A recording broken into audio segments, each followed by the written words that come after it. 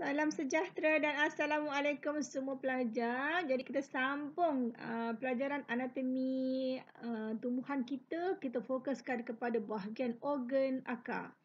Untuk bahagian anatomi akar, kita akan lihat struktur yang paling ringkas dan kita belajar yang paling simple sebab mostly dalam kajian anatomi kita akan fokus kepada daun. Kerana apa? Kalau kita bandingkan daun dengan akar, daun lebih mudah didapati, cirinya sangat pelbagai dan sangat banyak untuk perbandingan dan curapan berbanding dengan ciri anatomi akar, di mana kalau kita dapatkan akar pokok, pokok itu berkemungkinan akan musnah atau mati. Kalau kita ambil daun, tak ada berlaku apa-apa pun pada tumbuhan tersebut kan, sebab daun sangat banyak. Dan ciri anatomi akar biasanya simple saja. Dan saya nak pastikan semua pelajar dapat mengenali dan mengecam melakukan pengecaman kepada akar berdasarkan ciri anatominya sahaja. Seperti saya dah nyatakan tadi, struktur akar memang sangat ringkas. Bila kita lihat struktur morfologi dia sangat ringkas, begitu juga dengan ciri anatominya. Dan akan berfungsi untuk pengangkutan air dan zat mineral dan lain-lain daripada tanah ke seluruh bahagian pokok. So, pergerakan air ataupun zat mineral daripada akar ke pokok ini bersifat satu hala. Dia tak ada turun balik. Dia macam satu hala saja. Berbanding dengan pengangkutan makanan. Pengangkutan makanan ia boleh berlaku secara dua hala. So, air hanya akan bergerak daripada bahagian tanah masuk ke dalam akar dan terus ke seluruh bahagian tumbuhan. Jadi, untuk fungsi pengangkutan ini, ia memerlukan ciri anatomi yang khas, yang mana ia boleh memindahkan larutan zat mineral yang terdapat dalam air yang diserap itu ke seluruh bahagian tumbuhan. Ini adalah akar mengikut pembahagian sel. Maksudnya kategori akar secara anatomi mengikut tahap pembahagian sel. Jadi bila kita tengok mengikut tahap pembahagian sel, kita akan jumpalah pembahagian sel betul-betul di bawah jidal. Jidal ini adalah bahagian yang keras ataupun bahagian yang sangat padu dan jitu untuk melindungi sel yang sedang membahagi di bahagian belakang. Pembahagian sel akan membentuk kepada pemanjangan sel. Sel itu akan memanjang. Kemudian pada tahap ketiga barulah kita akan dapat pembezaan sel kepada struktur seperti pembentukan akar sisi, dan kita juga akan dapati bermulanya pembentukan tisu vaskular. Baik, untuk struktur asas anatomi akar pada keratan rentas, kita akan lihat struktur bermula daripada bahagian terluar sekali. Kita nampak pada bahagian epidermis. You all nampak kan bahagian epidermis, di mana daripada epidermis akan terbentuk root hair ataupun akar sisi. Kemudian kita akan jumpa cortex parenchyma seperti mana pada batang ataupun petiole. Ini cortex parenchyma. And then kita akan jumpa lapisan endodermis. So, you all masih ingat lagi tak batang ataupun petiole daripada kategori kumpulan tumbuhan mana yang kita jumpa endodermis? Sepatutnya endodermis memang hanya berada pada akar. Tetapi ada satu kumpulan tumbuhan yang kita jumpa juga pada dia punya lapisan tisu vaskular pada petiole dan juga batangnya. So, siapa yang dapat menjawab soalan ni, dia adalah seorang pelajar yang tekun mendengar kuliah. Baik. Dan pada lapisan endodermis inilah kita akan jumpa satu jaluran yang dipanggil sebagai jaluran Kaspari ataupun Casparian strip, di mana di situlah berlakunya telap memilih bahan-bahan yang diserap daripada akar seperti air dan bahan zat mineral. Tidak akan diserap semua, ia akan bertindak sebagai lapisan telap memilih. Maksud dia telap boleh dilalui, tetapi dia memilih bahan apa yang boleh lalu masuk terus ke dalam tisu pengangkutan iaitu yang akan membawa air iaitu xilem ataupun fluom ke seluruh bahagian tumbuhan.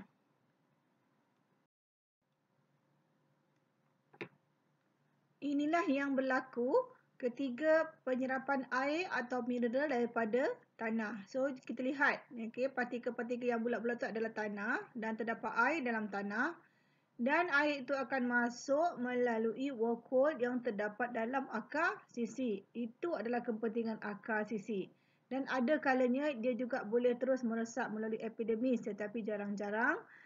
Mostly dia akan meresap melalui akar sisi. Daripada akar sisi, dia akan masuk ke kawasan parenchyma cortex. Okay.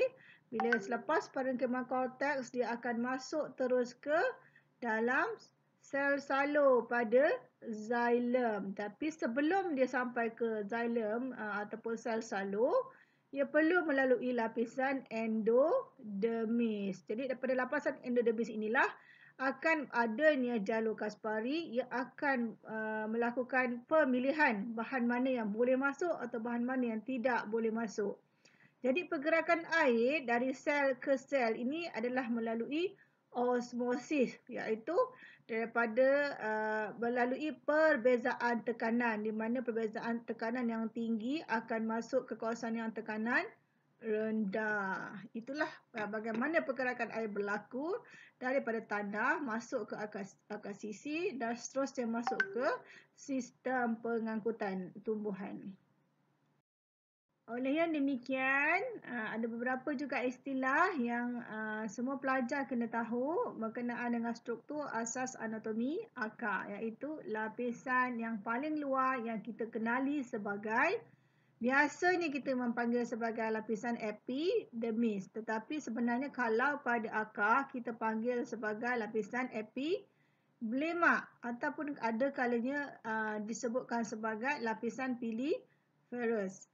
Lapisan piliferous ini mempunyai ciri yang sangat istimewa di mana dia memang boleh menyekat kemasukan air ataupun bahan-bahan lain ke dalam tumbuhan, ataupun dia mempunyai mekanisme untuk merencat kemasukan patogen, bakteria dan penyakit melalui kaedah mekanisme yang berlaku secara semula jadi pada akar. Lapisan epiblema ini merupakan lapisan parenchyma yang sangat padat. So parenchymanya berdinding tebal dan sangat padat. Namun begitu, pada sel parenchyma ini, sel parenchyma kan terdiri daripada sel-sel. Jadi terdapat beberapa lapisan sel parenchyma yang mempunyai dinding yang nipis. So mostly dia parenchyma yang padat, okey, parenchyma yang padat dengan dinding yang tebal, tetapi terdapat beberapa parenchyma, sel parenchyma yang mempunyai dinding yang nipis untuk memudahkan berlakunya serapan air dan zat mineral. Dan biasanya pada akar ni kita akan temui ada kutikel dan tiada stomata, sebab tiada stomata boleh melakukan fungsinya bila berada di dalam tanah. Dan di sinilah berlakunya pembentukan akar sisi. Selepas lapisan epiblema ini, kita akan temui komponen yang dipanggil sebagai cortex parenchyma, di mana ia terdiri daripada lapisan sel-sel parenchyma yang tersusun secara longgar. Maksudnya bila secara longgar terdapat rongga-rongga udara tertentu, dan ada kalanya bukan sahaja rongga udara tertentu, terdapat juga sel parenchyma yang terubah suai dengan mempunyai ruang-ruang udara dan dipanggil ia sebagai sel arenchyma. Sel arenchyma ini akan wujud pada taxon ataupun spesies tertentu, misalnya dalam keluarga Araceae iaitu keluarga keladi. Kita akan nampak iaitu pada akarnya akan ada arenchyma yang bertujuan untuk beradaptasi pada persekitaran yang berair. Jadi susunan sel dalam tisu ini berbeza mengikut ekologi. Maksudnya di sini, saya nak jelaskan di sini sel parenchyma bila berada pada kawasan akar yang mempunyai rongga-rongga udara ataupun ruang-ruang udara kita panggil sebagai arenchyma. Padahal dia memang sel parenkima, tapi disebabkan dia berada pada ekologi atau habitat yang berbeza, dia sudah digelarkan sebagai parenkima kerana telah mengandungi rongga-rongga udara yang akan digunakan untuk bertujuan untuk beradaptasi dengan persekitaran yang berair. Selepas lapisan parenkima cortex, kita akan temui pula lapisan endodermis yang telah saya terangkan sebelum ini, iaitu terdapat sel yang padat berbentuk barrel. So barrel ni adalah contohnya di mana barrel ni kalau kita lihat orang industri yang menjalankan jualan pembuatan beer ataupun tapai ataupun air tapai ataupun air gula ataupun whisky, kan kita ada macam tong-tong tu kan. Tu dipanggil sebagai barrel. Jadi endodermis ni merupakan sel-sel yang tersusun padat yang berbentuk seperti barrel. So dalam pada lapisan endodermis ataupun pada sel yang berbentuk barrel ini terdapat satu jaluran atau laluan air ke basal xylem yang dipanggil sebagai Kasparian Street ataupun jalur Kaspari. Jadi jalur Kaspari inilah yang akan bertindak untuk sebagai ciri telak memilih. Maksudnya setengah partikel nutrien ataupun partikel-partikel yang tidak diperlukan ataupun partikel-partikel yang toksin ataupun partikel-partikel yang tidak dikenali, tidak dibenarkan lalu masuk ke dalam basal xylem ataupun ke dalam sel salur xylem untuk diangkut ke seluruh tumbuhan. Pada kawasan ini juga berlakunya penebalan dinding secara radial yang dipanggil penebalan Kaspari. Radial tu maksudnya dekat kawasan jalur Kaspari itulah dia akan menebal. Dan penebalan itu adalah disebabkan oleh terdapatnya mendapan bahan lilin yang dipanggil sebagai submarine. Okey, selain daripada yang kita kenali pada bahagian anatomi akar tadi kita tengok epiblema ataupun epidermis, parenkima cortex, and then kita jumpa endodermis, and then kita jumpa kawasan tisu vaskular. Selain daripada itu, kita juga ada kalanya kita akan jumpa lapisan pericycle. So pericycle ni mostly ada pada kebanyakan tumbuhan dalam bahagian akar dia, di mana pericycle ini betul-betul berada di luar lapisan endodermis, tapi dia tidak ditemui pada setengah-setengah spesies. That's why tadi saya tak emphasize dalam nota sebelumnya tentang pericycle. Okay. And then tapi kita pernah jumpa pericycle ni bila kita belajar tentang sel sklerenkima, di mana kita kata kalau lapisan sel sklerenkima itu ditemui pada lapisan sel parenkima pericycle, kita akan gelar dia sebagai ataupun kita kenali ia sebagai sklerenkima pericycle kalau ada sesiapa ingat. Okay. And then kita akan temui tisu konjaktif. Ini ditemui dalam kawasan tisu vaskular atau bekas vaskular, iaitu parenkima yang terdapat di antara bekas-bekas vaskular tersebut, dan fungsinya adalah untuk simpanan air. And then setengah-setengah spesies juga kita akan jumpa empulo. Ini empulo dia betul-betul pada bahagian tengah akar, namun tidak ditemui pada setengah-setengah spesies tumbuhan. And then yang tadilah iaitu bekas vaskular atau tisu vaskular yang tersusun secara radial, dan keadaan ini dipanggil sebagai polyarca atau gegelang. Kalau you all nak tahu radial ini, cuba tengok tayar roda basikal atau motor. Nampak jejari tu kan? So jejari yang keluar tu, itulah susunan secara radial. Seterusnya kita lihat perbezaan antara akar kumpulan tumbuhan dicot dan juga monocotyledon. Okey, di sebelah kiri slide kita adalah daripada kumpulan dicotyledon, sementara di sebelah kanan adalah daripada kumpulan monocotyledon. Nampak kan susunan dia sangat berbeza dan boleh dibezakan antara kumpulan akar kumpulan tumbuhan dicot dan juga monocot. So gambar rajah ini menggambarkan ciri anatomi akar pada kumpulan tumbuhan monokot. Kita akan lihat nanti perbezaannya dengan tumbuhan dicotyledon. Ini pula adalah ciri anatomi kumpulan tumbuhan dicotyledon. Yang tadi monocotyledon, yang ini dicotyledon. Nanti kita akan lihat perbezaannya adalah nanti adalah dari segi tisu vaskularnya, kehadiran pertumbuhan sekuda pada cambium. Kita juga akan lihat tentang pericycle-nya. Kita juga akan lihat tentang kehadiran empulu. Ini adalah perbezaan yang jelas daripada kumpulan akar dicot dan akar monokot, di mana dari segi tisu vaskularnya, bagi dicot dia sistem dia terbuka, manakala bagi monokot dia tertutup. Bagi dicot dia adalah diarka hingga hexarka, maksudnya ada 2 hingga 6 jari tu kan. Jari ataupun corak tisu vaskular tersebut, corak pertumbuhan dia. Dan kalau pada monokot dia bentuk gegelang atau radial. So you akan nampak macam cincin lah. Dan bagi empulu pula, akar dicot dia kecil ataupun tiada langsung empulu. Manakala monokot memang ada. You refer nanti gambar aja sebelum ni. Bagi monokot tiada, minta maaf, tiada. And then untuk pericycle pula,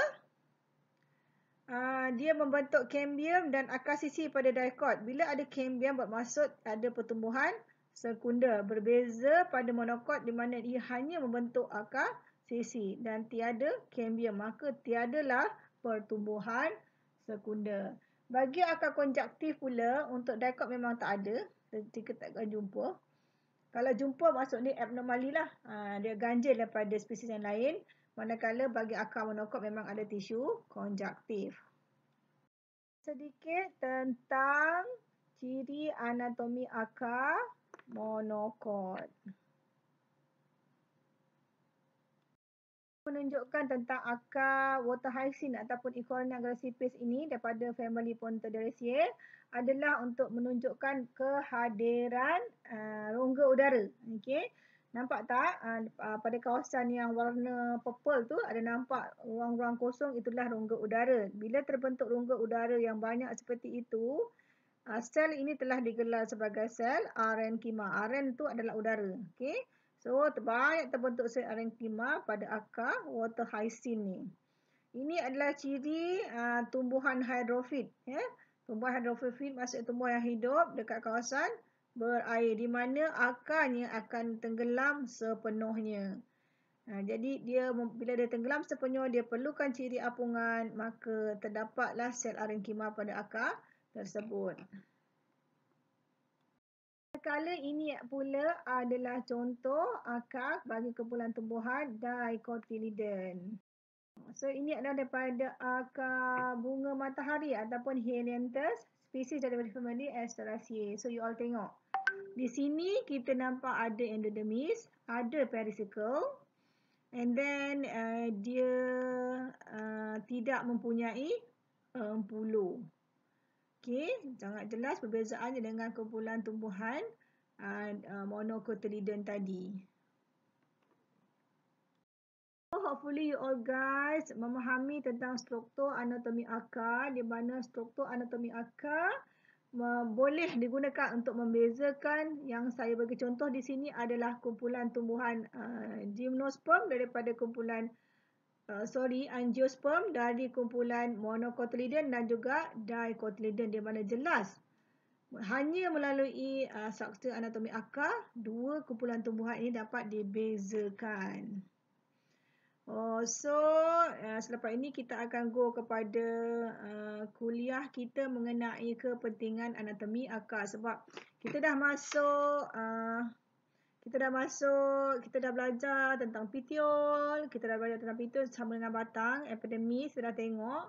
So mata semua kita dah tengok pada batang, and then kita tengok pada akar. So the rest kita akan lihat adalah kepada kepentingan anatomi tumbuhan.